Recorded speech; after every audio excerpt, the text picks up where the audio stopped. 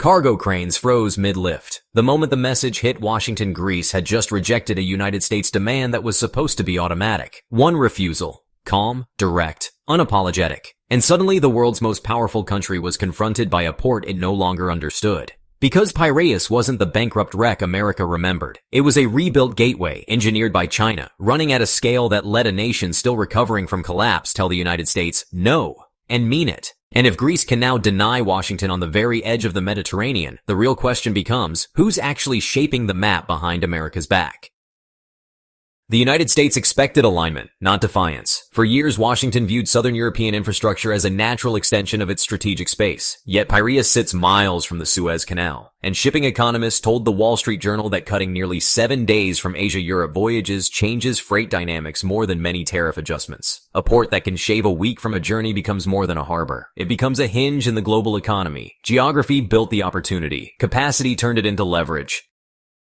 But the port Greece was defending was not the port that existed 15 years ago. Before China arrived, Piraeus had been sinking long before the fiscal crisis revealed the depth of the damage. In 2005, Greece acknowledged years of concealed deficits. By 2009, the financial structure gave way, and the port suffered the consequences. Reuters described cranes idling for hours, broken machinery left unrepaired, and workers refusing night shifts because lighting had malfunctioned across entire terminals. Cargo accumulated on the quay while carriers quietly avoided the port altogether. Piraeus still held a strategic location, but it no longer held relevance. Throughput figures confirmed the decline. While Valencia, Barcelona, and Genoa each operated above 4 million TEU, Piraeus managed barely 700,000. The yard overflowed. The layout was unplanned, and digital systems were almost non-existent. A single mechanical failure could delay operations for weeks. Shipping executives quoted in the Financial Times dismissed the port as a logistical liability. Greece understood the deeper truth. Without consistency, a port loses not only business, but credibility. When Athens decided to sell operational rights in 2009, Western interest evaporated. Modernizing Piraeus required deep capital expenditures, full equipment replacement, and a restructuring of management that few European companies were willing to undertake during a sovereign debt emergency. But China stepped in. A subsidiary of COSCO Shipping Group secured a $960 million concession for 35 years. Structured with a $57 million initial payment and the remainder tied to future revenue sharing, fees, and operational performance.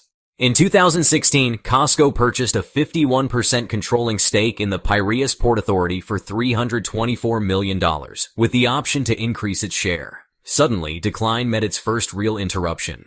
COSCO dredged deeper berths, reinforced quay walls, expanded terminals, and installed cranes capable of handling the world's largest container ships. Bloomberg shipping analysts noted that automation systems, digital scheduling platforms, and AI-based yard optimization tools replaced outdated manual workflows. For the first time, Piraeus operated at speeds comparable to Europe's top ports, not as an exception, but as its baseline. Global carriers noticed. Maersk, MSC, and the Ocean Alliance began routing major services through the port. By 2020, throughput exceeded 5.7 million TEU, placing Piraeus among the top 3 ports in the Mediterranean and consistently in the top 10 across Europe. International analysts called it the Piraeus miracle, but the data reflected something more precise. Consistent investment had turned a geographic advantage into an economic force.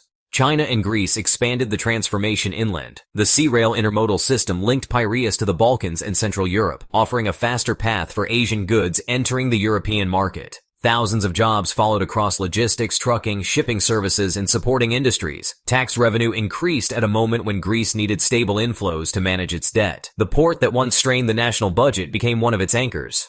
Upgraded infrastructure deepened the shift.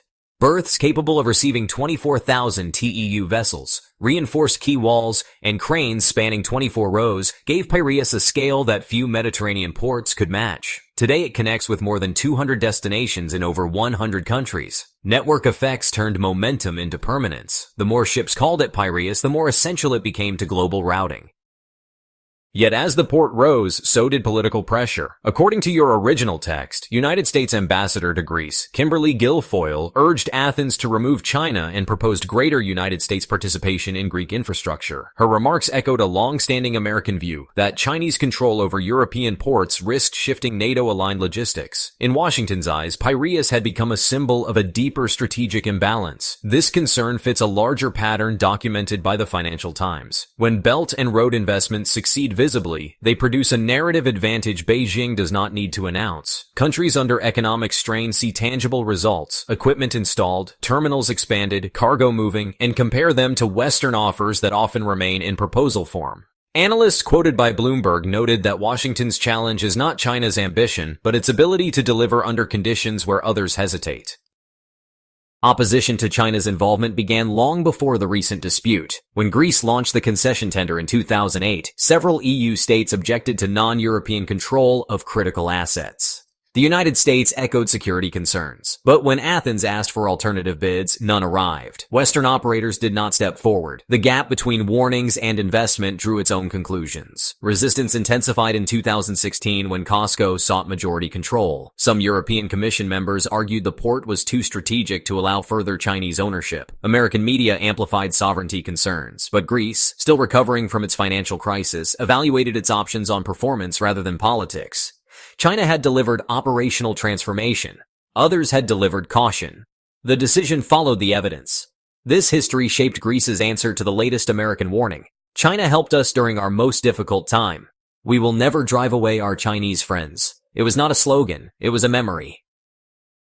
During the debt crisis, Greece faced collapsing bond markets and evaporating foreign investment. China purchased Greek bonds when Western buyers withdrew. Reuters reported that China significantly expanded imports of Greek agricultural goods at a moment when rural producers had lost access to markets. When tourism hit record lows, Chinese visitors returned earlier than others. China's acquisition of a stake in the Greek grid operator ADMIE reinforced an energy system weakened by austerity. Support came at the precise moment when support was scarce. Washington sees Piraeus as a strategic vulnerability. Greece sees it as the moment stability returned. China didn't just save a port others walked away from. It saved a port others had quietly judged unworthy of saving. And that judgment, not the investment, is what now defines the geopolitical tension around it.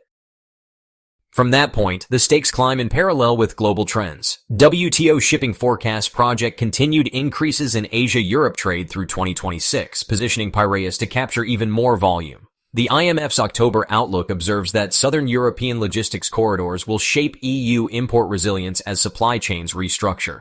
The port's rise is not an isolated event. It aligns with worldwide freight redirection.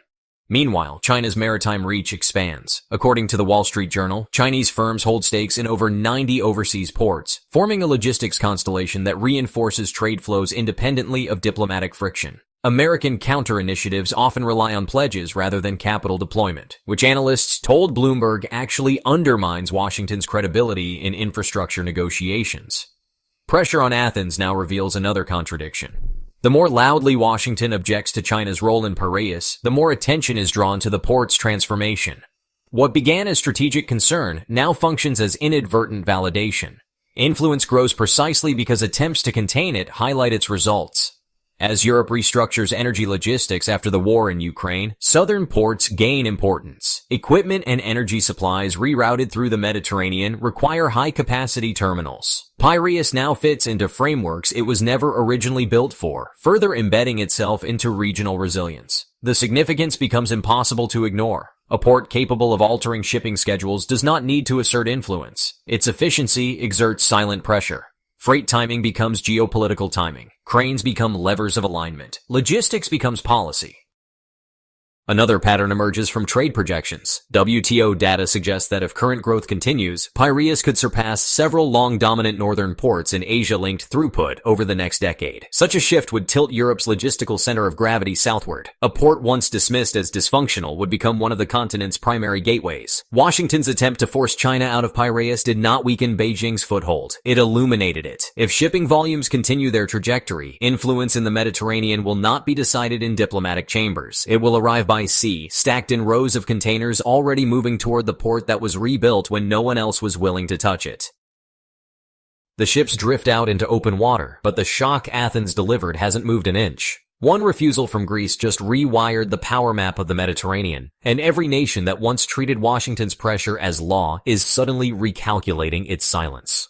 Piraeus was supposed to be a foothold the US could reclaim. Instead, it became the moment a smaller country proved the ground had shifted beneath a superpower's reach. And now the real story begins. Not with who controls the port today, but with who dares to challenge Washington tomorrow after seeing Greece walk away untouched.